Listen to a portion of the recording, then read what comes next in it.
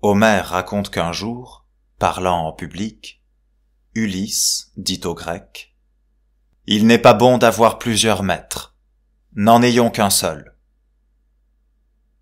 S'il eût seulement dit : « Il n'est pas bon d'avoir plusieurs maîtres », c'eût été si bien que rien de mieux. Mais tandis qu'avec plus de raison, il aurait dû dire que la domination de plusieurs ne pouvait être bonne, puisque la puissance d'un seul, dès qu'il prend ce titre de maître, est dure et révoltante, il vient ajouter au contraire : « N'ayons qu'un seul maître ». Toutefois, il faut bien excuser Ulysse d'avoir tenu ce langage, qui lui servit alors pour apaiser la révolte de l'armée, adaptant, je pense, son discours plus à la circonstance qu'à la vérité.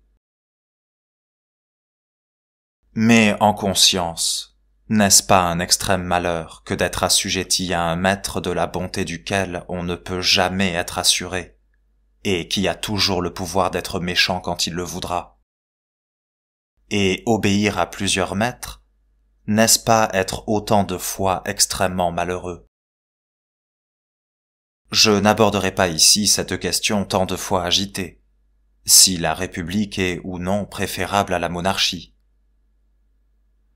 Si j'avais à la débattre, avant même de rechercher quel rang la monarchie doit occuper parmi les divers modes de gouverner la chose publique, je voudrais savoir si l'on doit même lui en accorder un, attendu qu'il est bien difficile de croire qu'il y ait vraiment rien de public dans cette espèce de gouvernement, où tout est à un seul. Mais réservons pour un autre temps cette question, qui mériterait bien son traité à part, et amènerait d'elle-même toutes les disputes politiques. Pour le moment, je désirais seulement qu'on me fît comprendre comment il se peut que tant d'hommes, tant de villes, tant de nations, supportent quelquefois tout d'un tyran seul, qui n'a de puissance que celle qu'on lui donne, qui n'a de pouvoir de nuire qu'autant qu'ils veulent bien l'endurer, et qui ne pourrait leur faire aucun mal s'ils n'aimaient mieux tout souffrir de lui que de le contredire. Chose vraiment surprenante, et pourtant si commune qu'il faut plutôt en gémir que s'en étonner, c'est de voir des millions de millions d'hommes misérablement asservis et soumis tête baissée à un joug déplorable, non qu'ils y soient contraints par une force majeure, mais parce qu'ils sont fascinés, et pour ainsi dire ensorcelés par le seul nom d'un, qu'ils ne devraient redouter puisqu'il est seul, ni chérir puisqu'il est envers eux tous inhumain et cruel. Telle est pourtant la faiblesse des hommes, contraints à l'obéissance, obligés de temporiser, divisés entre eux. Ils ne peuvent pas toujours être les plus forts. Si donc une nation, enchaînée par la force des armes et soumise au pouvoir d'un seul, comme la cité d'Athènes le fut à la domination des 30 tyrans, il ne faut pas s'étonner qu'elle serve, mais bien déplorer sa servitude, ou plutôt ne s'en étonner ni s'en plaindre, supporter le malheur avec résignation, et se réserver pour une meilleure occasion à venir.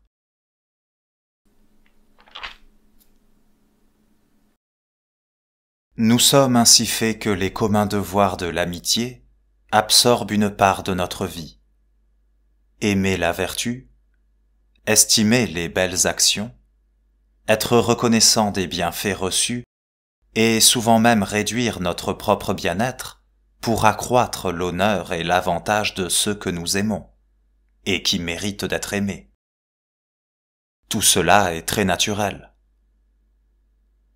Si donc les habitants d'un pays trouvent parmi eux un de ces hommes rares qui leur ait donné des preuves réitérées d'une grande prévoyance pour les garantir, d'une grande hardiesse pour les défendre, d'une grande prudence pour les gouverner, s'ils s'habituent insensiblement à lui obéir, si même ils se confient à lui jusqu'à lui accorder une certaine suprématie, je ne sais si c'est agir avec sagesse que de l'ôter de là où il faisait bien, pour le placer où il pourra mal faire. Cependant il semble très naturel et très raisonnable d'avoir de la bonté pour celui qui nous a procuré tant de bien, et de ne pas craindre que le mal nous vienne de lui. Mais, ô grand Dieu, qu'est donc cela? Comment appellerons-nous ce vice, cet horrible vice? N'est-ce pas honteux de voir un nombre infini d'hommes non seulement obéir, mais ramper? Non pas être gouvernés, mais tyrannisés, n'ayant ni bien, ni parents, ni enfants, ni leur vie même qui soit à eux?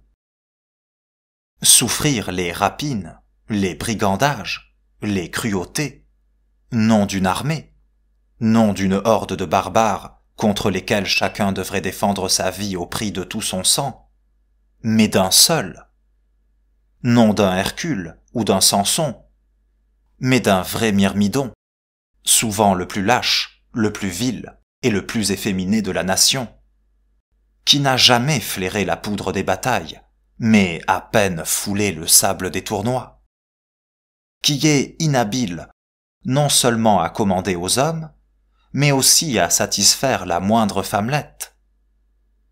Nommerons-nous cela lâcheté? Appellerons-nous vils et couards les hommes soumis à un tel joug?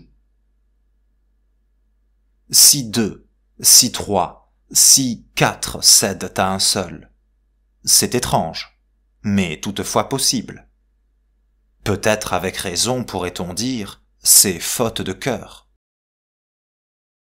Mais si 100, si 1000 se laissent opprimer par un seul, dira-t-on encore que c'est de la couardise qu'ils n'osent se prendre à lui, ou plutôt que par mépris et dédain, ils ne veulent lui résister? Enfin, si l'on voit non pas 100, non pas 1000, mais 100 pays, 1000 villes, 1 million d'hommes ne pas assaillir, ne pas écraser celui qui, sans ménagement aucun, les traite tous comme autant de serfs et d'esclaves. Comment qualifierons-nous cela? Est-ce lâcheté? Mais pour tous les vices, il est des bornes qu'ils ne peuvent dépasser. 2 hommes, et même 10, peuvent bien en craindre un. Mais que 1000, 1 million, 1000 villes ne se défendent pas contre un seul homme. Oh, ce n'est pas seulement couardise, elle ne va pas jusque-là. De même que la vaillance n'exige pas qu'un seul homme escalade une forteresse, attaque une armée, conquiert un royaume. Quel monstrueux vice est donc celui-là que le mot de couardise ne peut rendre, pour lequel toute expression manque, que la nature désavoue et la langue refuse de nommer?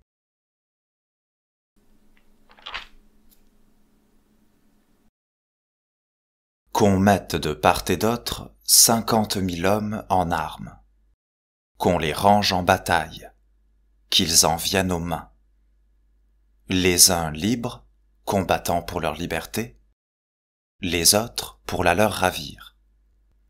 Auxquels croyez-vous que restera la victoire? Lesquels iront plus courageusement au combat? De ceux dont la récompense doit être le maintien de leur liberté? Ou de ceux qui n'attendent pour salaire des coups qu'ils donnent ou reçoivent que la servitude d'autrui? Les uns ont toujours devant leurs yeux le bonheur de leur vie passée et l'attente d'un pareil aise pour l'avenir. Ils pensent moins aux peines, aux souffrances momentanées de la bataille, qu'aux tourments que, vaincus, ils devront endurer à jamais, eux, leurs enfants et toute leur postérité. Les autres n'ont pour tout aiguillon qu'une petite pointe de convoitise, qui s'émousse soudain contre le danger, et dont l'ardeur factice s'éteint presque aussitôt dans le sang de leur première blessure. Aux batailles si renommées de Miltiade, de Léonidas, de Thémistocle, qui datent de 2000 ans et vivent encore aujourd'hui, aussi fraîches dans les livres et la mémoire des hommes que si elles venaient d'être livrées récemment en Grèce, pour le bien de la Grèce et pour l'exemple du monde entier, qu'est-ce qui donna à un si petit nombre de Grecs, non le pouvoir, mais le courage de repousser ces flottes formidables dont la mer pouvait à peine supporter le poids. De combattre et de vaincre tant et de si nombreuses nations que tous les soldats grecs ensemble n'auraient point égalé en nombre les capitaines des armées ennemies. Mais aussi, dans ces glorieuses journées, c'était moins la bataille des Grecs contre les Perses que la victoire de la liberté sur la domination, de l'affranchissement sur l'esclavage. Ils sont vraiment miraculeux, les récits de la vaillance que la liberté met dans le cœur de ceux qui la défendent. Mais ce qui advient, partout et tous les jours, qu'un homme seul opprime 100 000 villes et les prive de leur liberté. Qui pourrait le croire si cela n'était qu'un oui-dire et n'arrivait pas à chaque instant et sous nos propres yeux? Encore, si ce fait se passait dans des pays lointains, et qu'on vint nous le raconter. Qui de nous ne le croirait controuvé et inventé à plaisir? Et pourtant, ce tyran, seul, il n'est pas besoin de le combattre, ni même de s'en défendre. Il est défait de lui-même, pourvu que le pays ne consente point à la servitude.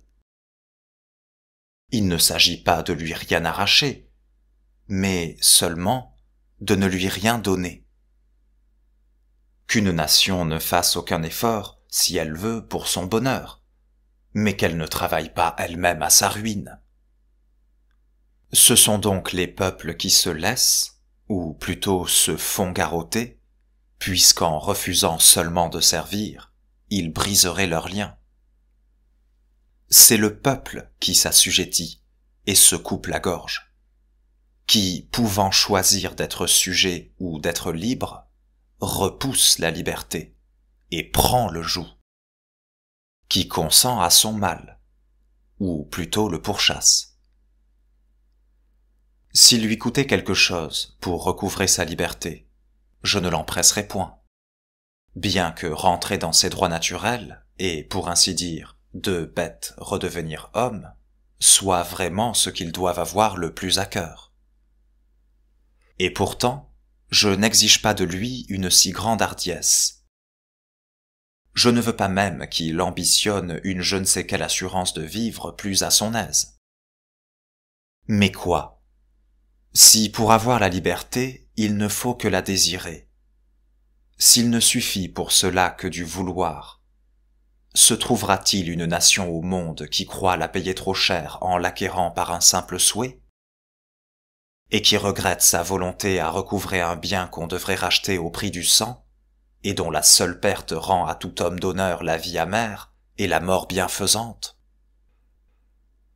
Certes, ainsi que le feu, d'une étincelle devient grand et toujours se renforce, et plus il trouve de bois à brûler, plus il en dévore, mais se consume et finit par s'éteindre de lui-même quand on cesse de l'alimenter.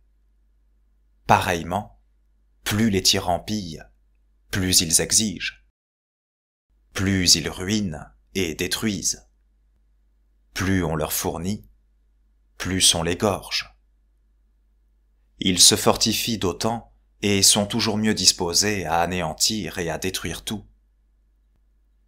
Mais si on ne leur donne rien, si on ne leur obéit point, sans les combattre, sans les frapper, ils demeurent nus et défaits, semblables à cet arbre qui, ne recevant plus de suc et d'aliments à sa racine, n'est bientôt qu'une branche sèche et morte.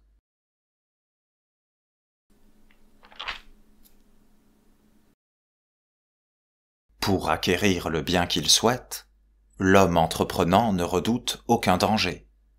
Le travailleur n'est rebuté par aucune peine. Les lâches seuls, et les engourdis, ne savent ni endurer le mal, ni recouvrer le bien qu'ils se bornent à convoiter. L'énergie d'y prétendre leur est ravie par leur propre lâcheté. Il ne leur reste que le désir naturel de le posséder. Ce désir, cette volonté innée, commune aux sages et aux fous, aux courageux et aux couards, leur fait souhaiter toute chose dont la possession les rendrait heureux et contents. Il en est une seule que les hommes, je ne sais pourquoi, n'ont pas même la force de désirer. C'est la liberté. Bien si grand et si doux, que dès qu'elle est perdue, tous les maux s'en suivent, et que sans elle, tous les autres biens, corrompus par la servitude, perdent entièrement leur goût et leur saveur. La seule liberté, les hommes la dédaignent uniquement, ce me semble, parce que s'ils la désiraient, ils l'auraient. Comme s'ils se refusaient à faire cette précieuse conquête, parce qu'elle est trop aisée.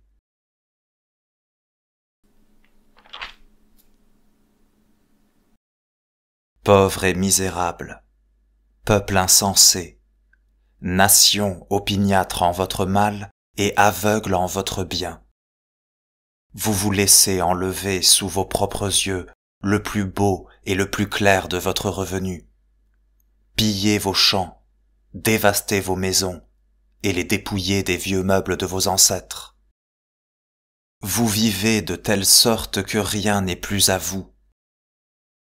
Il semble que vous regarderiez désormais comme un grand bonheur qu'on vous laissât seulement la moitié de vos biens, de vos familles, de vos vies.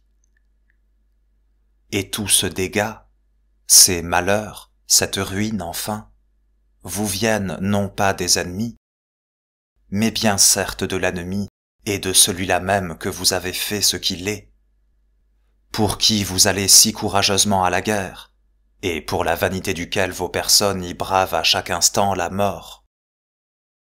Ce maître n'a pourtant que 2 yeux, 2 mains, un corps, et rien de plus que n'a le dernier des habitants du nombre infini de nos villes. Ce qu'il a de plus que vous, ce sont les moyens que vous lui fournissez pour vous détruire. D'où tire-t-il les innombrables argus qui vous épient, si ce n'est de vos rangs? Comment a-t-il tant de mains pour vous frapper, s'il ne les emprunte de vous? Les pieds dont il foule vos cités, ne sont-ils pas aussi les vôtres? A-t-il pouvoir sur vous que par vous-même? Comment oserait-il vous courir sus s'il n'était d'intelligence avec vous? Quel mal pourrait-il vous faire si vous n'étiez receleur du larron qui vous pille, complice du meurtrier qui vous tue, et traître de vous-même? Vous semez vos champs pour qu'ils les dévastent. Vous meublez et remplissez vos maisons pour fournir à ces voleries. Vous élevez vos filles afin qu'ils puissent assouvir sa luxure. Vous nourrissez vos enfants pour qu'ils en fassent des soldats. Trop heureux sont-ils encore pour qu'ils les mènent à la boucherie, qu'ils les rendent les ministres de ses convoitises, les exécuteurs de ses vengeances. Vous vous usez à la peine afin qu'ils puissent se mignarder en ses délices et se vautrer dans ses sales plaisirs. Vous vous affaiblissez afin qu'ils soient plus forts, plus durs, et qu'ils vous tiennent la bride plus courte. Et de tant d'indignité, que les bêtes elles-mêmes ne sentiraient point ou n'endureraient pas, vous pourriez vous en délivrer sans même tenter de le faire, mais seulement en essayant de le vouloir. Soyez donc résolus à ne plus servir, et vous serez libres. Je ne veux pas que vous le heurtiez, ni que vous l'ébranliez, mais seulement ne le soutenez plus. Et vous le verrez comme un grand colosse dont on dérobe la base, tomber de son propre poids et se briser. Les médecins disent qu'il est inutile de chercher à guérir les plaies incurables. Et peut-être ai-je tort de vouloir donner ces conseils au peuple, qui depuis longtemps semble avoir perdu tout sentiment du mal qui l'afflige, ce qui montre assez que sa maladie est mortelle. Cherchons cependant à découvrir, s'il est possible, comment s'est enracinée si profondément cette opiniâtre volonté de servir, qui fait croire qu'en effet, l'amour même de la liberté n'est pas si naturel.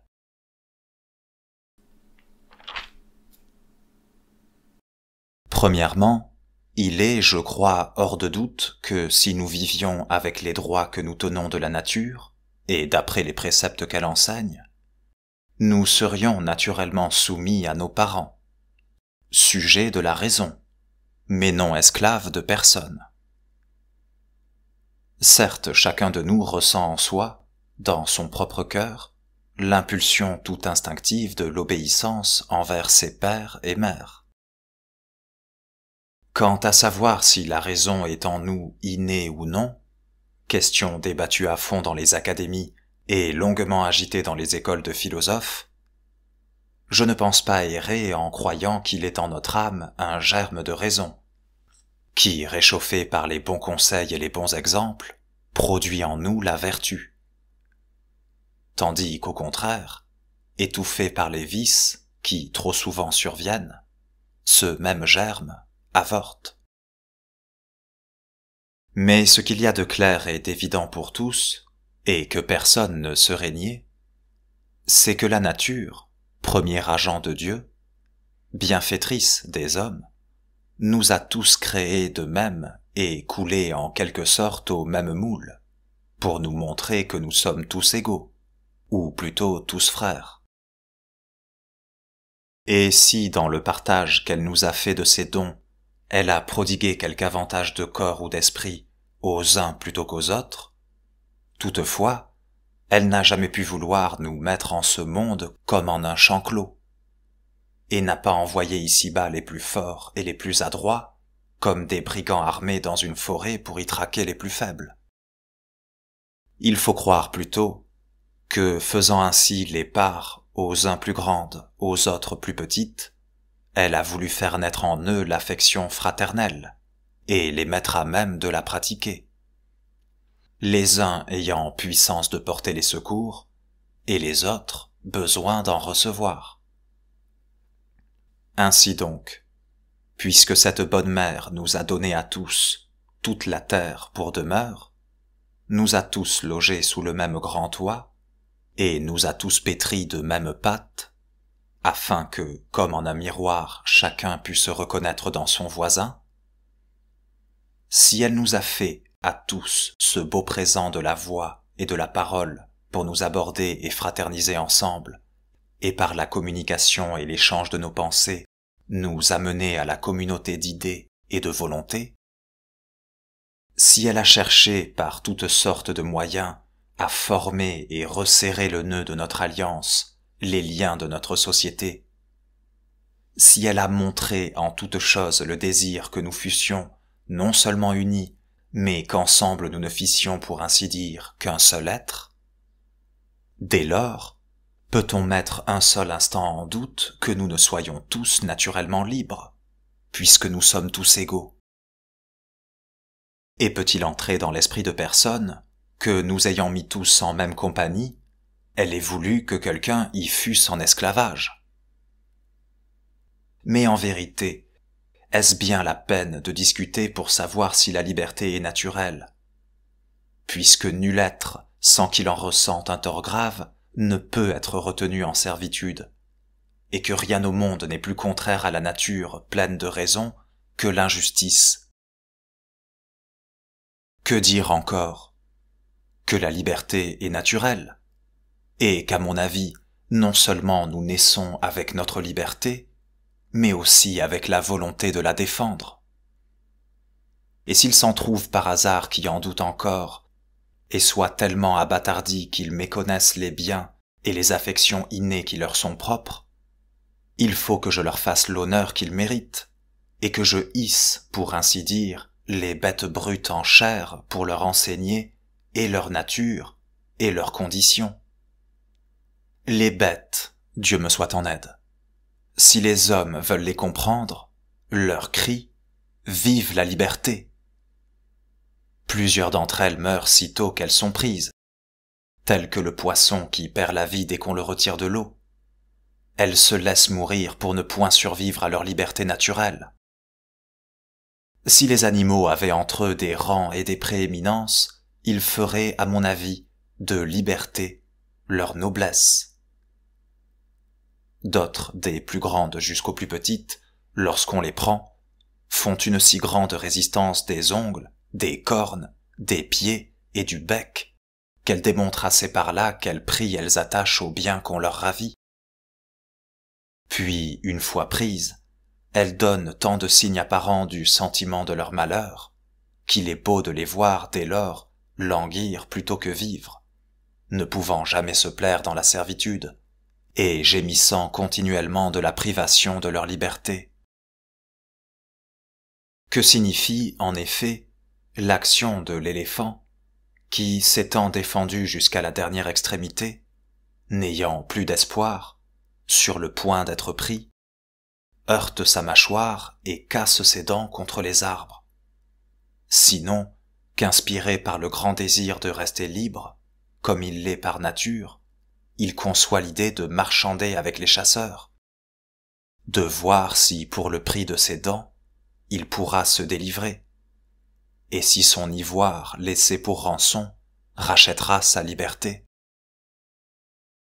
Et le cheval, dès qu'il est né, nous le dressons à l'obéissance, et cependant, nos soins et nos caresses n'empêchent pas que, lorsqu'on veut le dompter, il ne morde son frein, qu'il ne rue quand on l'éperonne, voulant naturellement indiquer par là, ce me semble, que s'il serre, ce n'est pas de bon gré, mais bien par contrainte. Que dirons-nous encore? Les bœufs eux-mêmes gémissent sous le joug, et les oiseaux pleurent en cage, comme je l'ai dit autrefois en rimant dans mes instants de loisir. Ainsi donc, puisque tout être qui a le sentiment de son existence sent le malheur de la sujétion et recherche la liberté, puisque les bêtes, celles-là même créées pour le service de l'homme, ne peuvent s'y soumettre qu'après avoir protesté d'un désir contraire, quel malheureux vice a donc pu tellement dénaturer l'homme, seul vraiment né pour vivre libre, jusqu'à lui faire perdre la souvenance de son premier état et le désir même de le reprendre?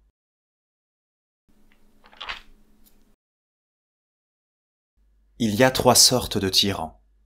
Je parle des mauvais princes. Les uns possèdent le royaume par l'élection du peuple, les autres par la force des armes, et les autres par succession de races. Ceux qui l'ont acquis par le droit de la guerre s'y comportent, on le sait trop bien et on le dit avec raison, comme en pays conquis. Ceux qui naissent rois ne sont pas ordinairement meilleurs. Nés et nourris au sein de la tyrannie, ils sucent avec le lait le naturel du tyran. Ils regardent les peuples qui leur sont soumis comme leur serf héréditaire. Et selon le penchant auquel ils sont le plus enclins, avares ou prodigues, ils usent du royaume comme de leur propre héritage. Quant à celui qui tient son pouvoir du peuple, il semble qu'il devrait être plus supportable, et il le serait, je crois, si dès qu'il se voit élevé en si haut lieu, au-dessus de tous les autres, flatté par je ne sais quoi qu'on appelle grandeur, il ne prenait la ferme résolution de n'en plus descendre. Il considère presque toujours la puissance qui lui a été confiée par le peuple comme devant être transmise à ses enfants.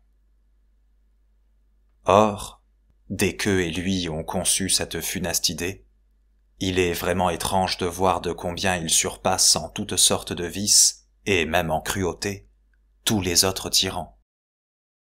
Ils ne trouvent pas de meilleur moyen pour consolider leur nouvelle tyrannie que d'accroître la servitude, et d'écarter tellement les idées de liberté de l'esprit de leurs sujets, que, pour si récent qu'en soit le souvenir, bientôt, ils s'effacent entièrement de leur mémoire. Ainsi, pour dire vrai, je vois bien entre ces tyrans quelques différences, mais pas un choix à faire. Car s'ils arrivent au trône par des routes diverses, leur manière de régner est toujours à peu près la même. Les élus du peuple le traitent comme un taureau à dompter, les conquérants comme une proie sur laquelle ils ont tous les droits, les successeurs comme un troupeau d'esclaves qui leur appartient tout naturellement.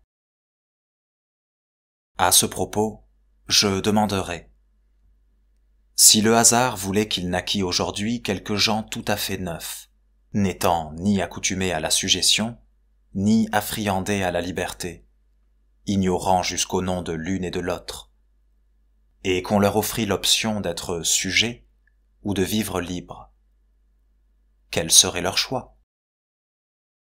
Nul doute qu'ils n'aimassent beaucoup mieux obéir à leur seule raison que de servir à un homme, à moins qu'ils ne fussent comme ces Juifs d'Israël, qui, sans motif, ni contrainte aucune, se donnèrent un tyran, et desquels je ne lis jamais l'histoire sans éprouver un extrême dépit qui me porterait presque à être inhumain envers eux, jusqu'à me réjouir de tous les maux qui par la suite leur advinrent. Car pour que les hommes, tant qu'il reste en eux un vestige d'homme, se laissent assujettir, il faut de deux choses l'une, ou qu'ils soient contraints, ou qu'ils soient abusés.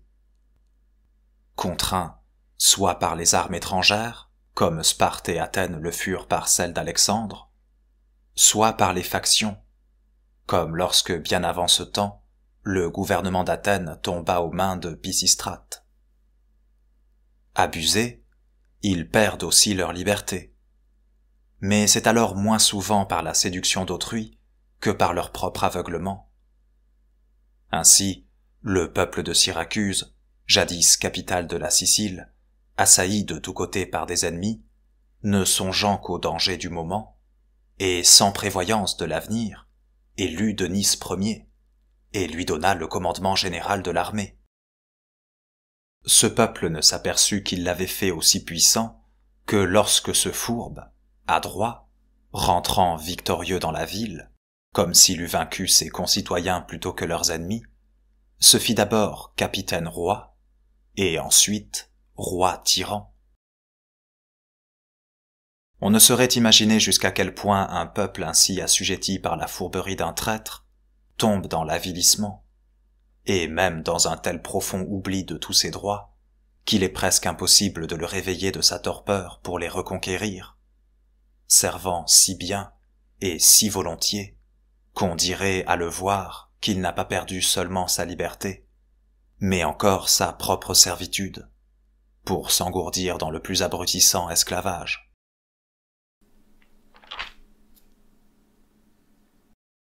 Il est vrai de dire qu'au commencement, c'est bien malgré soi et par force que l'on sert.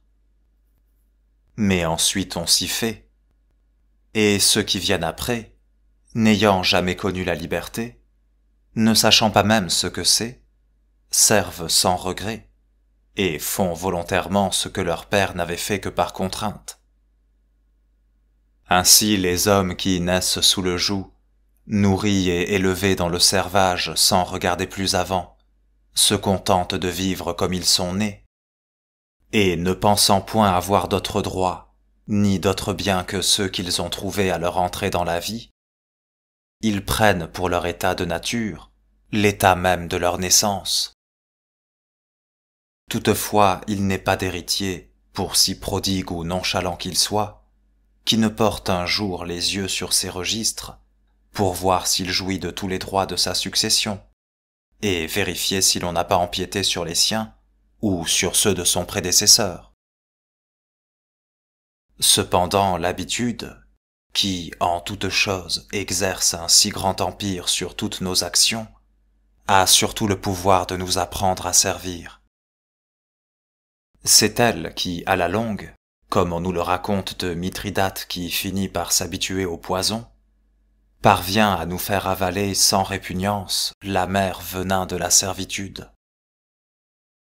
Nul doute que ce ne soit la nature qui nous dirige d'abord suivant les penchants bons ou mauvais qu'elle nous a donnés, mais aussi faut-il convenir qu'elle a encore moins de pouvoir sur nous que l'habitude, car pour si bon que soit le naturel, il se perd s'il n'est entretenu, tandis que l'habitude nous façonne toujours à sa manière, en dépit de nos penchants naturels.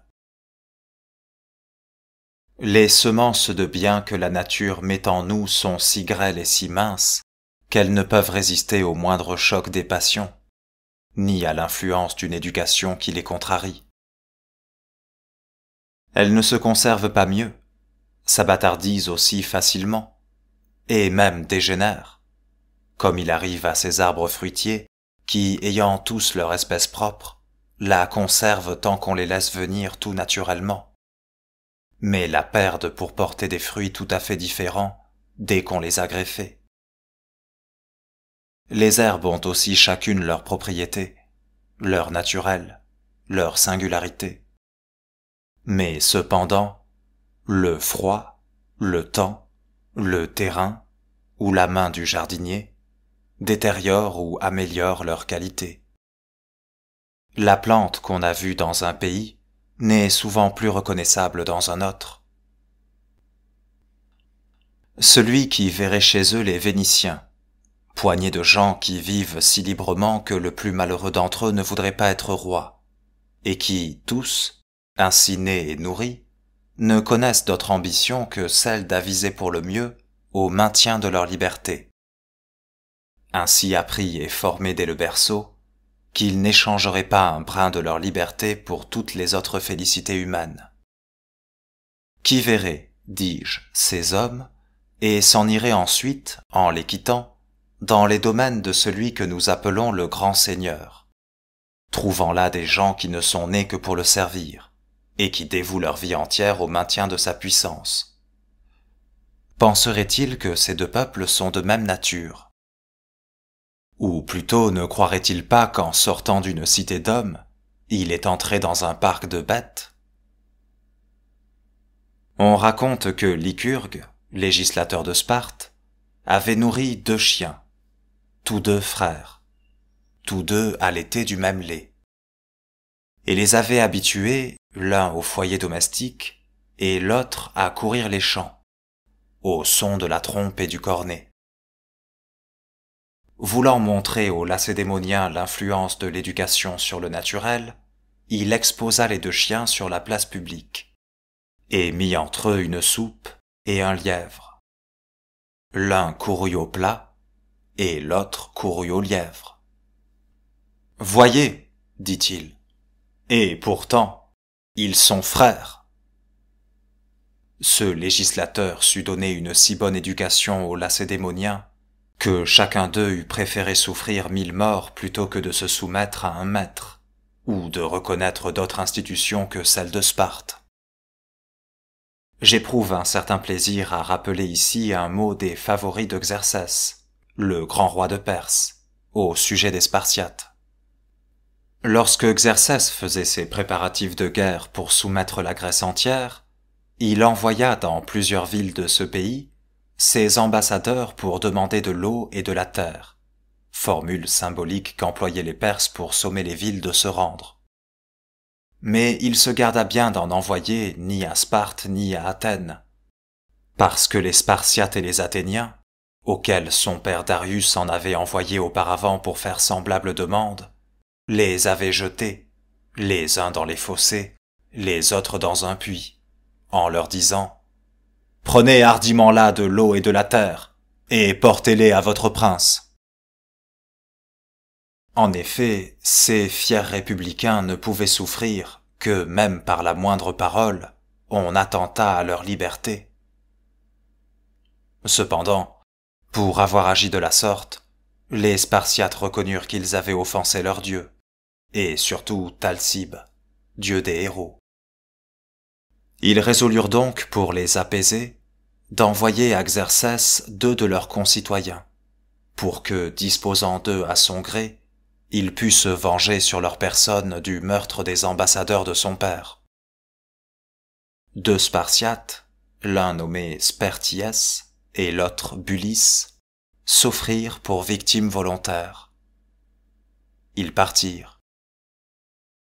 Arrivés au palais d'un Perse nommé Hydarne, lieutenant du roi pour toutes les villes d'Asie qui étaient sur les côtes de la mer, celui-ci les accueillit fort honorablement, et après divers autres discours, leur demanda pourquoi ils rejetaient si fièrement l'amitié du grand roi. « Voyez, par mon peuple, leur ajouta-t-il, comment le roi sait récompenser ceux qui méritent de l'être, et croyez que si vous étiez à son service, et qu'il vous eût connu, vous seriez tous 2 gouverneurs de quelque ville grecque. » En ceci, Hydarne, tu ne pourrais nous donner un bon conseil, répondirent les Lacédémoniens. Car si tu as goûté le bonheur que tu nous promets, tu ignores totalement le bonheur dont nous jouissons. Tu as éprouvé la faveur d'un roi, mais tu ne sais pas combien est douce la liberté. Tu ne connais rien de la félicité qu'elle procure. Oh, si tu en avais seulement une idée, tu nous conseillerais de la défendre, non seulement avec la lance et le bouclier, mais avec les ongles et les dents.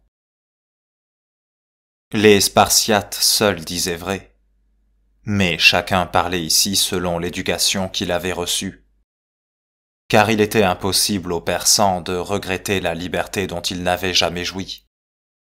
Et les Lacédémoniens, au contraire, ayant savouré cette douce liberté, ne concevaient même pas qu'on pût vivre dans l'esclavage. Caton d'Utique, encore enfant sous la férule du maître, allait souvent voir Sylla, le dictateur, chez lequel il avait ses entrées libres, tant à cause du rang de sa famille que des liens de parenté qui les unissent. Dans ses visites, il était toujours accompagné de son précepteur, comme c'était l'usage à Rome pour les enfants des nobles de ce temps-là. Un jour, il vit que dans l'hôtel même de Sylla, en sa présence ou en son commandement, on emprisonnait les uns, on condamnait les autres. L'un était banni, l'autre étranglé. L'un proposait la confiscation des biens d'un citoyen, l'autre demandait sa tête. En somme, tout s'y passait non comme chez un magistrat de la ville, mais comme chez un tyran du peuple. Et c'était bien moins le sanctuaire de la justice qu'une caverne de tyrannie. Ce noble enfant dit à son précepteur : « Ne me donnez-vous un poignard ? Je le cacherai sous ma robe. J'entre souvent dans la chambre de Sylla avant qu'il soit levé. J'ai le bras assez fort pour en délivrer la République. » Voilà vraiment la pensée d'un Caton. C'est bien là le début d'une vie si digne de sa mort. Et néanmoins, taisez le nom et le pays. Racontez seulement le fait tel qu'il est. Il parle de lui-même. Ne dira-t-on pas aussitôt cet enfant était romain, né dans Rome, mais dans la véritable Rome, et lorsqu'elle était libre? Pourquoi dis-je ceci? Je ne prétends certes pas que le pays et le sol perfectionnent rien, car partout et en tout lieu, l'esclavage est odieux aux hommes, et la liberté leur est chère. Mais parce qu'il me semble que l'on doit compatir à ceux qui, en naissant, se trouvent déjà sous le joug, qu'on doit les excuser ou leur pardonner, si, n'ayant pas encore vu l'ombre même de la liberté, et n'en ayant jamais entendu parler, ils ne ressentent pas le malheur d'être esclaves. Si, en effet, comme le dit Homère des Cimériens, il est des pays où le soleil se montre tout différemment qu'à nous, et qu'après les avoir éclairés pendant 6 mois consécutifs, il les laisse dans l'obscurité durant les 6 autres mois, serait-il étonnant que 2 qui naîtraient pendant cette longue nuit, s'ils n'avaient point ouï parler de la clarté, ni jamais vu le jour, s'accoutumassent aux ténèbres dans lesquelles ils sont nés, et ne désirassent point la lumière? On ne regrette jamais ce qu'on n'a jamais eu. Le chagrin ne vient qu'après le plaisir, et toujours, à la connaissance du bien, se joint le souvenir de quelque joie passée. Il est dans la nature de l'homme d'être libre et de vouloir l'être. Mais il prend très facilement un tout autre pli, lorsque l'éducation le lui donne. Disons donc que, si toutes les choses auxquelles l'homme se fait et se façonne lui deviennent naturelles, cependant celui-là seul reste dans sa nature qui ne s'habitue qu'aux choses simples et non altérées. Ainsi la première raison de la servitude volontaire, c'est l'habitude. Comme il arrive aux plus braves courteaux qui d'abord mordent leurs freins, et puis après s'en jouent, qui, regimbant naguère sous la selle, se présentent maintenant d'eux-mêmes sous le brillant harnais, et, tout fiers, se rengorgent et se pavanent sous l'armure qui les couvre. Ils disent qu'ils ont toujours été sujets, que leurs pères ont ainsi vécu. Ils pensent qu'ils sont tenus d'endurer le mort, se le persuadent par des exemples, et consolident eux-mêmes par la durée la possession de ceux qui les tyrannisent. Mais les années donnent-elles le droit de mal faire? Et l'injure prolongée n'est-elle pas une plus grande injure? Toujours en est-il certains qui, plus fiers et mieux inspirés que les autres, sentent le poids du joug, et ne peuvent s'empêcher de le secouer, qui ne se soumettent jamais à la suggestion, et qui, toujours et sans cesse, ainsi qu'Ulysse cherchant par terre et par mer à revoir la fumée de sa maison, n'ont garde d'oublier leurs droits naturels, et s'empressent de les revendiquer en toute occasion. Ceux-là ayant l'entendement net et l'esprit clairvoyant, ne se contentent pas, comme les ignorants encroutés, de voir ce qui est à leurs pieds, sans regarder ni derrière ni devant. Ils rappellent au contraire les choses passées pour juger plus sainement le présent et prévoir l'avenir. Ce sont eux qui, ayant d'eux-mêmes l'esprit droit, l'ont encore rectifié par l'étude et le savoir. Ceux-là, quand la liberté serait entièrement perdue et bannie de ce monde, l'y ramèneraient, car la sentant vivement, l'ayant savourée et conservant son germe en leur esprit, la servitude ne pourrait jamais les séduire, pour si bien qu'on l'accoutera. Le grand Turc s'est bien aperçu que les livres et la saine doctrine inspirent plus que toute autre chose aux hommes le sentiment de leur dignité et la haine de la tyrannie. Aussi ai-je lu que dans le pays qu'il gouverne, il n'est guère plus de savants qu'il n'en veut. Et partout ailleurs, pour si grand que soit le nombre des fidèles à la liberté, leur zèle et l'affection qu'ils lui portent restent sans effet, parce qu'ils ne savent s'entendre. Les tyrans leur enlèvent toute liberté de faire, de parler, et quasi de penser, et ils demeurent totalement isolés dans leur volonté pour le bien. C'est donc avec raison que Momus trouvait à redire à l'homme forgé par Vulcain de ce qu'il n'avait pas une petite fenêtre au cœur par où l'on pût voir ses plus secrètes pensées.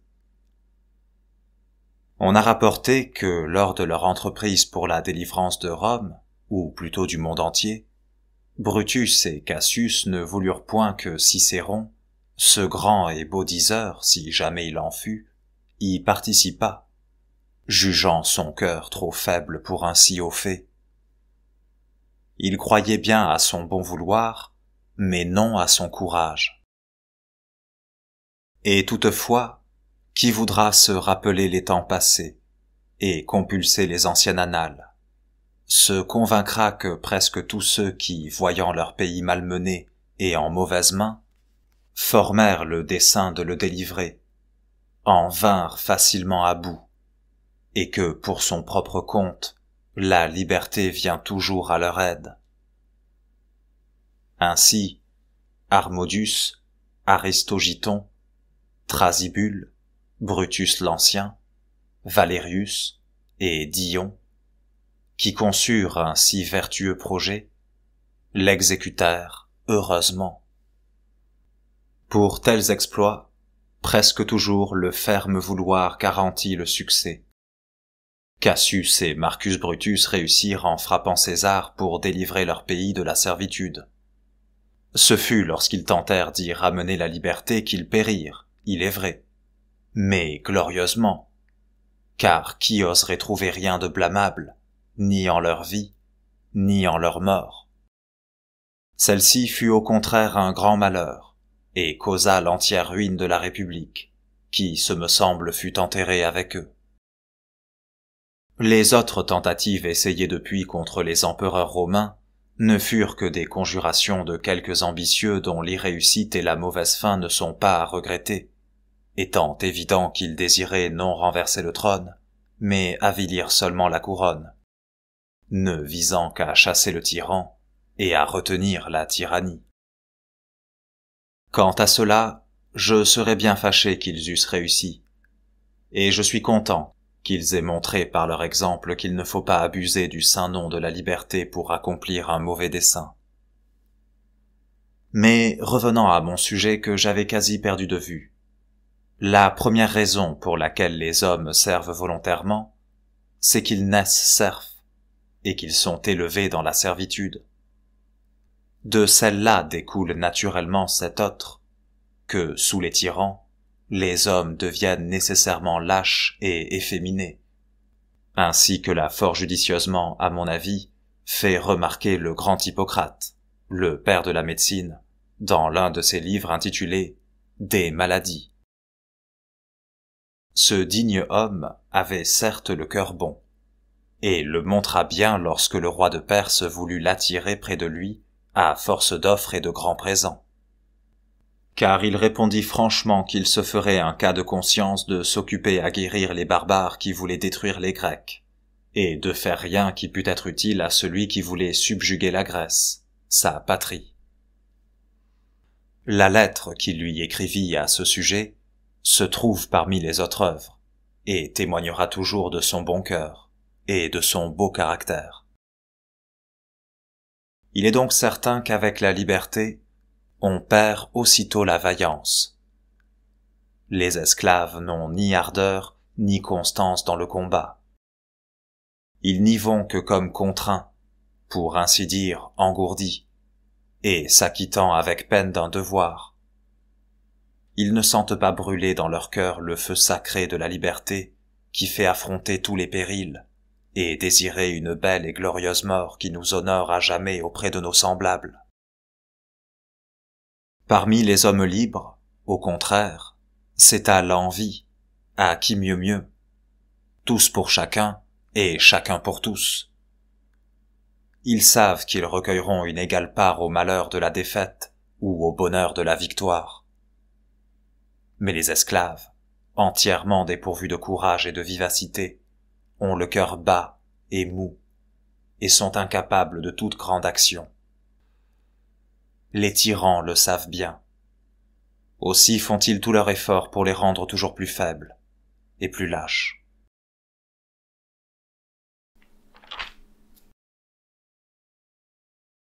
L'historien Xénophon, l'un des plus dignes et des plus estimés parmi les Grecs, a fait un livre peu volumineux dans lequel se trouve un dialogue entre Simonide et Hiéron, roi de Syracuse, sur les misères du tyran. Ce livre est plein de bonnes et graves remontrances, qui, selon moi, ont aussi une grâce infinie. Plût à Dieu que tous les tyrans, qui aient jamais été, l'eussent placé devant eux en guise de miroir. Ils y auraient certainement reconnu leurs propres vices, et en auraient rougi de honte. Ce traité parle de la peine qu'éprouvent les tyrans, qui, nuisant à tous, sont obligés de craindre tout le monde. Il dit, entre autres choses, que les mauvais rois prennent à leur service des troupes étrangères, n'osant plus mettre les armes aux mains de leurs sujets, qu'ils ont maltraités de mille manières.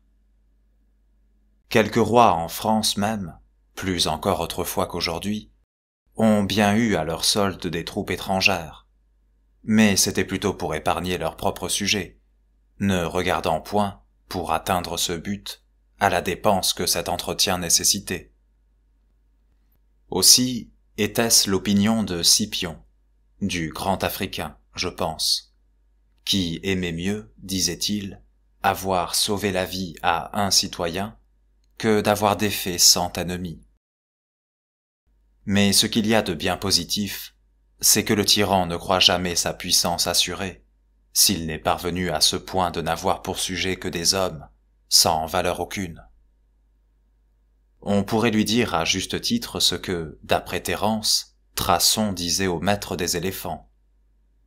Vous vous croyez brave, parce que vous avez dompté des bêtes. Mais cette ruse des tyrans, d'abêtir leurs sujets, n'a jamais été plus évidente que dans la conduite de Cyrus envers les Lydiens, après qu'il se fut emparé de Sardes, capitale de la Lydie, et qu'il eut pris et emmené captif Crésus, ce tant riche roi qui s'était rendu et remis à sa discrétion. On lui apporta la nouvelle que les habitants de Sardes s'étaient révoltés. Il les eut bientôt réduits à l'obéissance, mais ne voulant pas saccager une aussi belle ville, ni être toujours obligé d'y tenir une armée pour la maîtriser, il s'avisa d'un expédient extraordinaire pour s'en assurer la possession. Il établit des maisons de débauche et de prostitution, des tavernes et des jeux publics, et rendit une ordonnance qui engagea les citoyens à se livrer à tous ces vices. Il se trouva si bien de cette espèce de garnison que, par la suite, il ne fut plus dans le cas de tirer l'épée contre les Lydiens. Ces misérables gens s'amusèrent à inventer toutes sortes de jeux, si bien que de leur nom même, les Latins formèrent le mot par lequel ils désignaient ce que nous appelons passe-temps, qu'ils nommaient eux ludie, par corruption de Lydie. Tous les tyrans n'ont pas déclaré aussi expressément qu'ils voulussent efféminer leur sujet, mais de fait, ce que celui-là ordonna si formellement, la plupart d'entre eux l'ont fait occultement. À vrai dire, c'est assez le penchant naturel de la portion ignorante du peuple, qui, d'ordinaire, est plus nombreuse dans les villes. Elle est soupçonneuse envers celui qui l'aime, et se dévoue pour elle, tandis qu'elle est confiante envers celui qui la trompe et la trahit. Ne croyez pas qu'il y ait nul oiseau qui se prenne mieux à la piper, ni aucun poisson qui, pour la friandise, mord plus tôt et s'accroche plus vite à l'hameçon, que tous ces peuples qui se laissent promptement allécher et conduire à la servitude, pour la moindre douceur qu'on leur débite, ou qu'on leur fasse goûter. C'est vraiment chose merveilleuse qu'ils se laissent aller si promptement, pour peu qu'on les chatouille.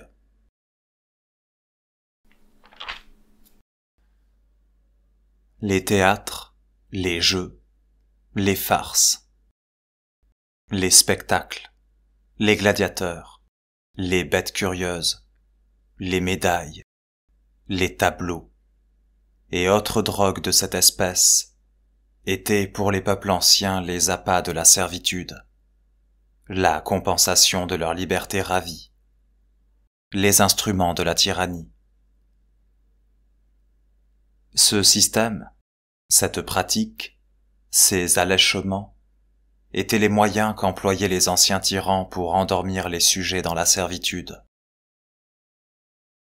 Ainsi, les peuples abrutis, trouvant beaux tous ces passe-temps, amusés d'un vain plaisir qui les éblouissait, s'habituaient à servir aussi niaisement, mais plus mal encore que les petits enfants en apprenant à lire avec des images enluminées. Les tyrans romains renchérirent encore sur ces moyens, en festoyant souvent les hommes des écuries, en gorgeant ces gens abrutis, et en les flattant par où ils étaient le plus faciles à prendre, le plaisir de la bouche. Aussi le plus instruit d'entre eux n'eût pas quitté son écuelle de soupe pour recouvrir la liberté de la République de Platon. Les tyrans faisaient ample largesse du quart de blé, du septier de vin, du sesterce. Et alors c'était vraiment pitié d'entendre crier « Vive le roi !» Les lourdeaux ne s'apercevaient pas qu'en redevant toutes ces choses, ils ne faisaient que recouvrer une part de leur propre bien, et que cette portion même qu'ils en recouvraient, le tyran n'aurait pu la leur donner, si auparavant il ne l'eût enlevée à eux-mêmes. Tel ramasser aujourd'hui le sesterce, tel se gorger, au festin public, en bénissant Étibère et Néron de leur libéralité, qui, le lendemain, étant contraint d'abandonner ses lieux à l'avarice, ses enfants à la luxure, son rang même à la cruauté de ces magnifiques empereurs, ne disait mot, pas plus qu'une pierre, et ne se remuait pas plus qu'une souche. le peuple ignorant et abruti a toujours été de même. Il est, au plaisir qu'il ne peut honnêtement recevoir, tout dispos et dissolu.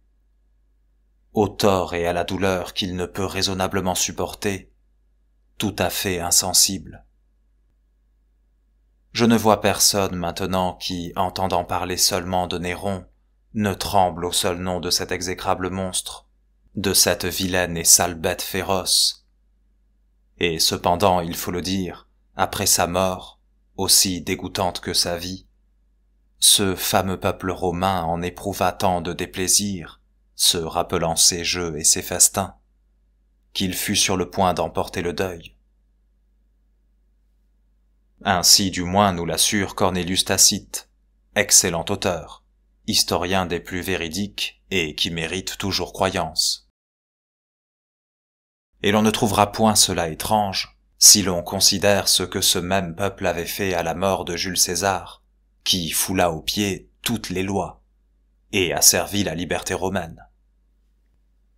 Ce qu'on exaltait surtout, ce me semble, dans ce personnage, c'était son humanité, qui, quoiqu'on l'ait tant prônée, fut plus funeste à son pays que la plus grande cruauté du plus sauvage tyran qui ait jamais vécu. Parce qu'en effet, ce fut cette fausse bonté, cette douceur empoisonnée, qui emmiella le breuvage de la servitude pour le peuple romain. Aussi, après sa mort, ce peuple-là qui avait encore à la bouche le goût de ses banquets, et à l'esprit la souvenance de ses prodigalités, amoncela les bancs de la place publique pour lui en faire honorablement un grand bûcher, et en réduire son corps en cendres. Puis il lui éleva une colonne comme au père de la patrie, ainsi portait le chapiteau. Et enfin il lui rendit plus d'honneur, tout mort qu'il était, qu'il n'en aurait dû rendre à un homme du monde, si ce n'est à ceux qui l'avaient tué. Les empereurs romains n'oubliaient pas surtout de prendre le titre de tribun du peuple, tant parce que cet office était considéré comme saint et sacré, que parce qu'il était établi pour la défense et protection du peuple, et qu'il était le plus en faveur dans l'État. Par ce moyen, ils s'assuraient que ce peuple se fierait plus à eux, comme s'il lui suffisait d'ouïr le nom de cette magistrature, sans en ressentir les effets. Mais ils ne font guère mieux ceux d'aujourd'hui, qui, avant de commettre leurs crimes, même les plus révoltants, les font toujours précéder de quelques jolis discours sur le bien général, l'ordre public et le soulagement des malheureux. Vous connaissez fort bien le formulaire dont ils ont fait si souvent et si perfidement usage. Eh bien, dans certains d'entre eux, il n'y a même plus de place à la finesse, tant et si grande est leur impudence. Les rois d'Assyrie, et après eux les rois mèdes, ne paraissent en public que le plus tard possible, pour faire supposer au peuple qu'il y avait en eux quelque chose de surhumain, et laisser en cette rêverie les gens qui se montent l'imagination sur les choses qu'ils n'ont point encore vues. Ainsi, tant de nations qui furent assez longtemps sous l'empire de ces rois mystérieux s'habituèrent à les servir, en les servant d'autant plus volontiers qu'ils ignoraient quel était leur maître, ou même s'ils en avaient un, de manière qu'ils vivaient ainsi dans la crainte d'un être que personne n'avait jamais vu. Les premiers rois d'Égypte ne se montraient guère sans porter tantôt une branche, tantôt du feu sur la tête. Ils se masquaient ainsi et se transformaient en bateleurs, et cela pour inspirer, par ces formes étranges, respect et admiration à leur sujet, qui, s'ils n'eussent pas été si stupides ou si avilis, n'auraient dû que s'en moquer et en rire. C'est vraiment pitoyable d'ouïr parler de tout ce que faisaient les tyrans du temps passé pour fonder leur tyrannie, de combien de petits moyens ils se servaient pour cela, trouvant toujours la multitude ignorante tellement disposée à leur gré, qu'ils n'avaient qu'à tendre un piège à sa crédulité pour qu'elle vînt s'y prendre.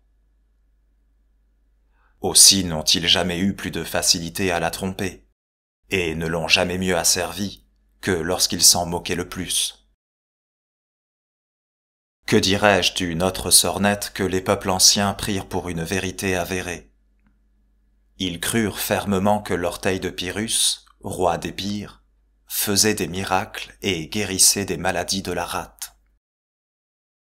Ils enjolivèrent encore mieux ce conte, en ajoutant que lorsqu'on eut brûlé le cadavre de ce roi, cet orteil se trouva dans les cendres, intact, et non atteint par le feu. Le peuple a toujours ainsi sottement fabriqué lui-même des contes mensongers, pour y ajouter ensuite une foi incroyable. Bon nombre d'auteurs les ont écrits et répétés, mais de telle façon qu'il est aisé de voir qu'ils les ont ramassés dans les rues et carrefours. Vespasien, revenant d'Assyrie, et passant par Alexandrie pour aller à Rome s'emparer de l'Empire, fit, disent-ils, des choses miraculeuses. Il redressait les boiteux, rendait clairvoyants les aveugles, et mille autres choses qui ne pouvaient être crues, à mon avis, que par des imbéciles plus aveugles que ceux qu'on prétendait guérir. Les tyrans eux-mêmes trouvaient fort extraordinaire que les hommes souffrissent qu'un autre les maltraitât. Ils se couvraient volontiers du manteau de la religion, et s'affublaient quelquefois des attributs de la divinité, pour donner plus d'autorité à leurs mauvaises actions. Entre autres, Salomé, qui, pour s'être ainsi moqué du peuple auquel il voulut faire accroire qu'il était Jupiter, se trouve maintenant au fin fond de l'enfer, où, selon la Sibylle de Virgile qu'il y a vue, il expie son audace sacrilège. Là des fils d'Aloïs gisent les corps énormes, eux qui, fendant les airs de leur tête difforme, osèrent attenter aux demeures des dieux, et du trône éternel chasser le roi des cieux. Là, j'ai vu de ces dieux le rival sacrilège, qui, du foudre usurpant le divin privilège, pour arracher au peuple un criminel encens, de 4 fiers coursiers aux pieds retentissants, attelant un vain char dans les lides tremblantes, une torche à la main, y semait l'épouvante. Insensé qui, du ciel prétendu souverain, par le bruit de son char et de son pont d'airain, du tonnerre imiter le bruit inimitable. Mais Jupiter lança le foudre véritable et renversa, couvert d'un tourbillon de feu, le char et les coursiers, et la foudre et le dieu. Son triomphe fut court, sa peine est éternelle. Si celui qui n'était qu'un sot orgueilleux se trouve là-bas si bien traité, je pense que ces misérables qui ont abusé de la religion pour faire le mal y seront à plus juste titre punis selon leurs œuvres. Nos tyrans à nous semèrent aussi en France je ne sais trop quoi, des crapauds, des fleurs de lys, l'ampoule, l'oriflamme. Toutes choses que, pour ma part, et comme qu'il en soit, je ne veux pas encore croire n'être que de véritables balivernes, puisque nos ancêtres les croyaient, et que de notre temps nous n'avons eu aucune occasion de les soupçonner tels, ayant eu quelques rois si bons en la paix, si vaillants en la guerre, que, bien qu'ils soient nés rois, il semble que la nature ne les ait pas faits comme les autres, et que Dieu les ait choisis avant même leur naissance pour leur confier le gouvernement et la garde de ce royaume. Encore quand ces exceptions ne seraient pas, je ne voudrais pas entrer en discussion pour débattre la vérité de nos histoires, ni les éplucher trop librement pour ne point ravir ce beau thème, où pourront si bien s'escrimer ceux de nos auteurs qui s'occupent de notre poésie française, non seulement améliorée, mais pour ainsi dire, refaite à neuf par nos poètes, Ronsard, Baïf et Du Bellay, qui en cela font tellement progresser notre langue que bientôt, j'ose l'espérer, nous n'aurons rien à envier aux Grecs et aux Latins, sinon le droit d'aînesse. Et certes, je ferai grand tort à notre rime, j'use volontiers de ce mot qui me plaît, car bien que plusieurs l'aient rendu purement mécanique, je vois toutefois assez d'auteurs capables de l'anoblir et de lui rendre son premier lustre. Je lui ferai, dis-je, grand tort de lui ravir ces beaux contes du roi Clovis, dans lesquels avec tant de charme et d'aisance s'exerce, ce me semble, la verve de notre Ronsard en sa Franciade. Je pressens sa portée. Je connais son esprit fin et la grâce de son style. Il fera son affaire de l'oriflamme, aussi bien que les Romains de leur ancile et des boucliers précipités du ciel dont parle Virgile. Il tirera de notre ampoule un aussi bon parti que les Athéniens firent de leur corbeille d'Érysictone. On parlera encore de nos armoiries dans la tour de Minerve. Et certes, je serais bien téméraire de démentir nos livres fabuleux, et dessécher ainsi le terrain de nos poètes. Mais pour revenir à mon sujet, duquel je ne sais trop comment je me suis tant éloigné, n'est-il pas évident que, pour se raffermir, les tyrans se sont continuellement efforcés d'habituer le peuple, non seulement à l'obéissance et à la servitude, mais encore à une espèce de dévotion envers eux. Tout ce que j'ai dit jusqu'ici sur les moyens employés par les tyrans pour asservir n'est guère mis en usage par eux que sur la partie ignorante et grossière du peuple.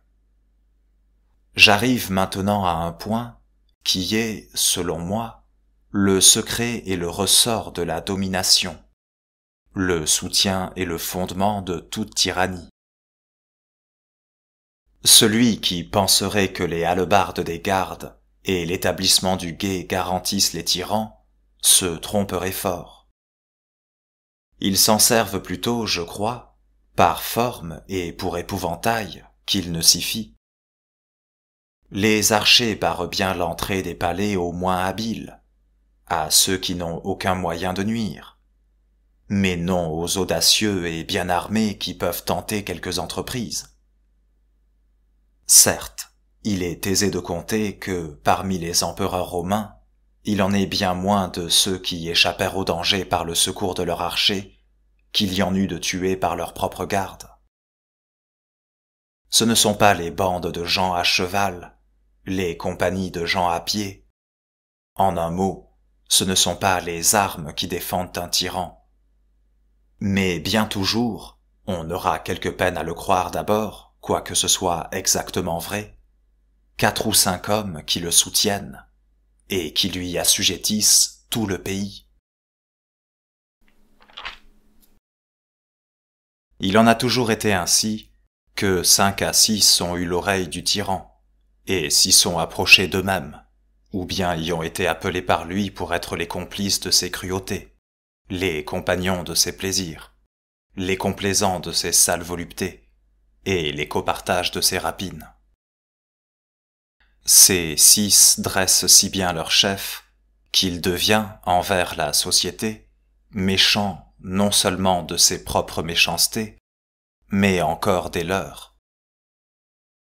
Ces 6 en ont sous eux 600, qu'ils dressent, qu'ils corrompent aussi comme ils ont corrompu le tyran. Ces 600 en tiennent sous leur dépendance 6000, qu'ils élèvent en dignité, auxquels ils font donner ou le gouvernement des provinces, ou le maniement des deniers publics, afin qu'ils favorisent leur avarice ou leur cruauté, qu'ils les entretiennent ou les exécutent à point nommé, et fassent d'ailleurs tant de mal qu'ils ne puissent se maintenir que par leur propre tutelle, ni s'exempter des lois et de leurs peines que par leur protection. Grande est la série qui vienne après cela, et qui voudra en suivre la trace verra que non pas 6000, mais 100 000, des millions tiennent au tyran par cette filière, et forment entre eux une chaîne non interrompue qui remonte jusqu'à lui. Comme Homère le fait dire à Jupiter qui se targue, en tirant une chaîne pareille, d'amener jusqu'à lui tous les dieux. De là venait l'accroissement du pouvoir du Sénat sous Jules César, l'établissement de nouvelles fonctions, l'élection à des offices, non certes et à bien prendre pour réorganiser la justice, mais bien pour donner de nouveaux soutiens à la tyrannie.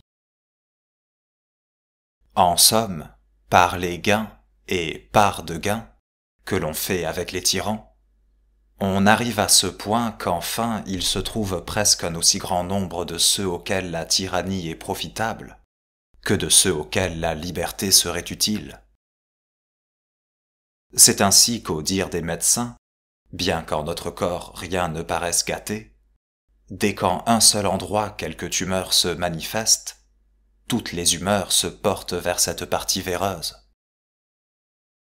Pareillement, dès qu'un roi s'est déclaré tyran, tout le mauvais, toute la lie du royaume, je ne dis pas un tas de petits friponneaux et de faquins perdus de réputation qui ne peuvent faire mal ni bien dans un pays, mais ceux qui sont possédés d'une ardente ambition et d'une notable avarice se groupent autour de lui et le soutiennent pour avoir part au butin et être sous le grand tyran autant de petits tyranneaux. Ainsi sont les grands voleurs et les fameux corsaires. Les uns découvrent le pays, les autres pourchassent les voyageurs. Les uns sont en embuscade, les autres au guet. Les uns massacrent, les autres dépouillent. Et bien qu'il y ait entre eux des rangs et des prééminences, et que les uns ne soient que les valets et les autres les chefs de la bande, à la fin, il n'y en a pas un qui ne profite sinon du principal butin, du moins du résultat de la fouille. Ne dit-on pas que non seulement les pirates siciliens se rassemblèrent en si grand nombre qu'il fallut envoyer contre eux le grand Pompée, mais qu'en outre, ils attirèrent à leur alliance plusieurs belles villes et grandes cités, dans les havres desquelles, revenant de leur course, ils se mettaient en sûreté, donnant en échange à ces villes une portion des pillages qu'elles avaient recelés.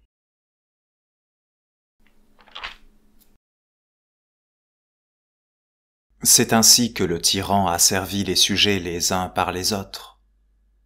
Il est gardé par ceux desquels il devrait se garder, s'il n'était avili. Mais, comme on l'a fort bien dit, pour fendre le bois, il se fait des coins du bois même. Tels sont ses archers, ses gardes, ses hallebardiers.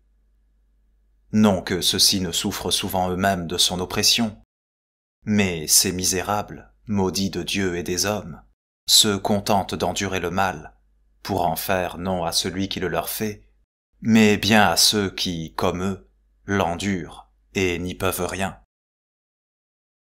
Et toutefois, quand je pense à ces gens-là, qui flattent bassement le tyran pour exploiter en même temps et sa tyrannie et la servitude du peuple, je suis presque aussi surpris de leur stupidité que de leur méchanceté. Car, à vrai dire, s'approcher du tyran, est-ce autre chose que s'éloigner de la liberté, et, pour ainsi dire, embrasser et serrer à deux mains la servitude? Qu'ils mettent un moment à part leur ambition, qu'ils se dégagent un peu de leur sordide avarice, et puis qu'ils se gardent, qu'ils se considèrent en eux-mêmes. Ils verront clairement que ces villageois, ces paysans qui foulent aux pieds et qu'ils traitent comme des forçats ou des esclaves, ils verront, dis-je, que ceux-là, ainsi malmenés, sont plus heureux et en quelque sorte plus libres qu'eux. Le laboureur et l'artisan, pour tant asservis qu'ils soient, en sont quittes en obéissant. Mais le tyran voit ce qui l'entoure, coquinant et mendiant sa faveur. Il ne faut pas seulement qu'il fasse ce qu'il ordonne, mais aussi qu'il pense ce qu'il veut, et souvent même, pour le satisfaire, qu'il prévienne aussi ses propres désirs. Ce n'est pas tout de lui obéir, il faut lui complaire. Il faut qu'il se rompe, se tourmente, se tue à traiter ses affaires, et puisqu'il ne se plaise que de son plaisir, qu'il sacrifie leur goût au sien, qu'il soit continuellement attentif à ses paroles, à sa voix, à ses regards, à ses moindres gestes. Que leurs yeux, leurs pieds, leurs mains soient continuellement occupées à suivre ou imiter tous ses mouvements, épier et deviner ses volontés, et découvrir ses plus secrètes pensées. Est-ce là vivre heureusement? Est-ce même vivre? Est-il rien au monde de plus insupportable que cet état? Je ne dis pas pour tout homme bien né, mais encore pour celui qui n'a que le gros bon sens, ou même figure d'homme. Quelle condition est plus misérable que celle de vivre ainsi, n'ayant rien à soi, et tenant d'un autre son aise, sa liberté, son corps et sa vie? Mais ils veulent servir pour ramasser des biens, comme s'ils ne pouvaient rien gagner qu'il fût à eux, puisqu'ils ne peuvent pas dire qu'ils sont à eux-mêmes. Et comme si quelqu'un pouvait avoir quelque chose à soi sous un tyran, ils veulent pouvoir se dire possesseurs de biens, et ils oublient que ce sont eux qui lui donnent la force de ravir tout, à tous, et de ne laisser rien qu'on puisse dire être à personne. Ils savent pourtant que ce sont les biens qui rendent les hommes plus dépendants de sa cruauté, qu'il n'y a aucun crime envers lui et selon lui plus digne de mort que l'indépendance ou l'avoir de quoi, qu'il n'aime que les richesses et s'attaque de préférence aux riches qui viennent cependant se présenter à lui comme les moutons devant le boucher, pleins et bien repus, comme pour exciter sa voracité. Ses favoris ne devraient pas tant se souvenir de ceux qui ont gagné beaucoup de biens autour des tyrans, que de ceux qui, s'y étant gorgés d'or pendant quelque temps, y ont perdu peu après et les biens et la vie. Il ne leur devrait pas venir tant à l'esprit combien d'autres y ont acquis de richesses, mais plutôt combien peu de ceux-là les ont gardés. Qu'on parcourt toutes les anciennes histoires, que l'on considère toutes celles qui sont à notre souvenance, et l'on verra parfaitement combien est grand le nombre de ceux qui, étant arrivés par d'indignes moyens jusqu'à l'oreille des princes, soit en flattant leur mauvais penchant, soit en abusant de leur simplicité, ont fini par être écrasés par ces mêmes princes qui avaient mis autant de facilité à les élever qu'ils ont eu d'inconstance à les conserver. Certainement, parmi le grand nombre de ceux qui se sont trouvés auprès des mauvais rois, il en est peu, ou presque point, qui n'aient éprouvé quelquefois en eux-mêmes la cruauté du tyran qu'ils avaient auparavant attissé contre d'autres, et qui, s'étant le plus souvent enrichis à l'ombre de sa faveur des dépouilles d'autrui, n'aient eux-mêmes enrichi les autres de leurs propres dépouilles. Les gens de bien, même si parfois il s'en trouve un seul aimé du tyran, pour si avant qu'il soit dans sa bonne grâce, pour si brillante que soit en eux la vertu et l'intégrité, qui, toujours vus de près, inspirent même aux méchants quelque respect, ces gens de bien, dis-je, ne sauraient se soutenir auprès du tyran. Il faut qu'ils se ressentent aussi du mal commun, et qu'à leurs dépens ils éprouvent ce que c'est que la tyrannie. On peut en citer quelques-uns tels que Sénèque, Burrus, Thraséas, cette trinité de gens de bien, dont les deux premiers eurent le malheur de s'approcher d'un tyran qui leur confia le maniement de ses affaires, tous deux estimés et chéris par lui, dont l'un l'avait éduqué et tenait pour gage de son amitié les soins qu'il avait eus de son enfance. Mais ces trois-là seulement, dont la mort fut cruelle, ne sont-ils pas des exemples suffisants du peu de confiance que l'on doit avoir dans de méchants maîtres? Et en vérité, quelle amitié attendre de celui qui a le cœur assez dur pour haïr tout un royaume qui ne fait que lui obéir, et d'un être qui, ne sachant aimer, s'appauvrit lui-même et détruit son propre empire? Or, si on veut dire que Sénèque, Burrus et Thraséas n'ont éprouvé ce malheur que pour avoir été trop gens de bien, qu'on cherche hardiment autour de Néron lui-même, et on verra que tous ceux qui furent en grâce auprès de lui, et qui s'y maintinrent par leur méchanceté, ne firent pas meilleure fin. Qui jamais a ouï parler d'un amour si effréné, d'une affection si opiniâtre? Qui jamais a vu d'homme aussi obstinément attaché à une femme que celui-là à Popée? Eh bien, ne fut-elle pas empoisonnée par lui-même? Agrippine, sa mère, n'avait-elle pas, pour le placer sur le trône, tué son propre mari Claude, tout entrepris pour le favoriser, et même commis toutes sortes de crimes? Et cependant, son propre fils, son nourrisson, celui-là même qu'elle avait fait empereur de sa propre main, après l'avoir avalé, lui ôta la vie. Personne ne nia qu'elle n'eût bien mérité cette punition, à laquelle on eût généralement applaudi si elle avait été infligée par tout autre. Qui fut jamais plus aisé à manier, plus simple, et, pour mieux dire, plus stupide que l'empereur Claude? Qui fut jamais plus coiffé d'une femme que lui de Messaline? Il la livra pourtant au bourreau. Les tyrans bêtes sont toujours bêtes quand il s'agit de faire le bien. Mais je ne sais comment, à la fin, pour si peu qu'ils aient d'esprit, ils se réveillent en eux pour user de cruauté, même envers ceux qui leur tiennent de près. Il est assez connu le mot atroce de celui-là qui, voyant la gorge découverte de sa femme, de celle qu'il aimait le plus, sans laquelle il semblait qu'il ne pût vivre, lui adressa ce joli compliment.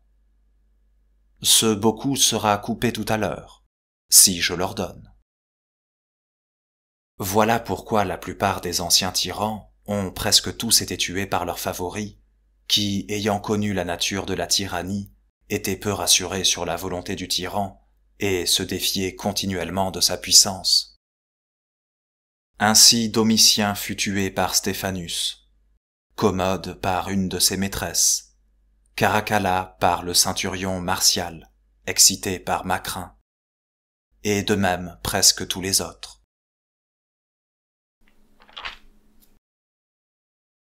Certainement le tyran n'aime jamais, et jamais n'est aimé.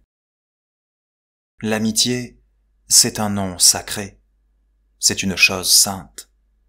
Elle ne peut exister qu'entre gens de bien. Elle naît d'une mutuelle estime, et s'entretient non tant par les bienfaits que par bonne vie et mœurs. Ce qui rend un ami assuré de l'autre, c'est la connaissance de son intégrité. Il a, pour garant, son bon naturel, sa foi, sa constance. Il ne peut y avoir d'amitié où se trouve la cruauté, la déloyauté, l'injustice. Entre méchants, lorsqu'ils s'assemblent, c'est un complot et non une société. Ils ne s'entretiennent pas, mais s'entrecraignent. Ils ne sont pas amis, mais complices. Or, quand bien même cet empêchement n'existerait pas, il serait difficile de trouver en un tyran une amitié solide, parce qu'étant au-dessus de tout, et n'ayant point de père, il se trouve déjà au-delà des bornes de l'amitié, dont le siège n'est que dans la plus parfaite équité, dont la marche est toujours égale, et où rien ne cloche. Voilà pourquoi il y a bien, dit-on, une espèce de bonne foi parmi les voleurs lors du partage du butin, parce qu'ils sont tous pères et compagnons, et s'ils ne s'aiment, du moins, ils se craignent entre eux, et ne veulent pas, en se désunissant, amoindrir leur force. Mais les favoris d'un tyran ne peuvent jamais se garantir de son oppression, parce qu'ils lui ont eux-mêmes appris qu'il peut tout, qu'il n'y a ni droit, ni devoir qui l'oblige, qu'il est habitué de n'avoir pour raison que sa volonté, qu'il n'a point d'égal, et qu'il est maître de tous. N'est-il pas extrêmement déplorable que, malgré tant d'exemples éclatants, et un danger si réel, personne ne veuille profiter de ces tristes expériences, et que tant de gens s'approchent encore si volontiers des tyrans? et qu'il ne s'en trouve pas un qui ait le courage et la hardiesse de lui dire ce que dit, dans la fable, le renard au lion qui contrefaisait le malade. J'irai bien te voir de bon cœur dans ta tanière, mais je vois assez de traces de bêtes qui vont en avant vers toi. Mais de celles qui reviennent en arrière, je n'en vois pas une. Ces misérables voient reluire les trésors du tyran. Ils admirent tout étonnés l'éclat de sa magnificence, et, alléchés par cette splendeur, ils s'approchent, sans s'apercevoir qu'ils se jettent dans la flamme, qui ne peut manquer de les dévorer. Ainsi, l'indiscret satyre, comme le dit la fable, voyant briller le feu ravi par le sage Prométhée, le trouva si beau qu'il alla le baiser, et se brûla. Ainsi le papillon qui, espérant jouir de quelque plaisir, se jette sur la lumière parce qu'il la voit briller, éprouve bientôt, comme dit Lucain, qu'elle a aussi la vertu de brûler. Mais supposons encore que ces mignons échappent des mains de celui qu'ils servent. Ils ne se sauvent jamais de celle du roi qui lui succède. S'il est bon, il faut rendre compte et se soumettre à la raison. S'il est mauvais et pareil à leur ancien maître, il ne peut manquer d'avoir aussi des favoris, qui, d'ordinaire, non contents d'enlever la place des autres, leur arrachent encore et leurs biens et leur vie. Comment se peut-il donc qu'il se trouve encore quelqu'un qui, à l'aspect de si grands dangers, et avec si peu de garantie, veuille prendre une position si difficile, si malheureuse, et servir avec tant de péril un si dangereux maître? Quelle peine, quel martyre est-ce, grand Dieu! Être nuit et jour occupé de plaire à un homme, et néanmoins se méfier de lui plus que de tout autre au monde. Avoir toujours l'œil au guet, l'oreille aux écoutes, pour épier d'où viendra le coup, pour découvrir les embûches, pour éventer la mine de ses concurrents, pour dénoncer qui trahit le maître, rire à chacun, s'entrecraindre toujours, n'avoir ni ennemi reconnu, ni ami assuré, montrer toujours un visage riant et avoir le cœur transi, ne pouvoir être joyeux et ne pas oser être triste. Mais il est vraiment curieux de considérer ce qui leur revient de tout ce grand tourment, et le bien qu'ils peuvent attendre de leur peine et de cette misérable vie. D'ordinaire, ce n'est pas le tyran que le peuple accuse du mal qu'il souffre, mais bien ceux qui gouvernent ce tyran.